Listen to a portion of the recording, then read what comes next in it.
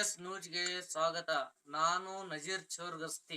ವಿಜಯಪುರ ಜಿಲ್ಲೆಯ ತಾಳಿಕೋಟೆ ತಾಲೂಕಿನ ಕೊಡಗಾನೂರು ಗ್ರಾಮದಲ್ಲಿ ಲೋಕಸಭೆ ಚುನಾವಣೆ ಅಭ್ಯರ್ಥಿಯ ಪರ ರಾಜು ಆಲ್ಗೂರ್ ಅವರ ಪರ ಗ್ರಾಮ ಪಂಚಾಯತಿ ಸದಸ್ಯರು ಪ್ರಚಾರ ನಡೆಸಿದರು. ಹನುಮಂತ್ ಕೊಡಗಾನೂರ್, ಬಸವರಾಜ್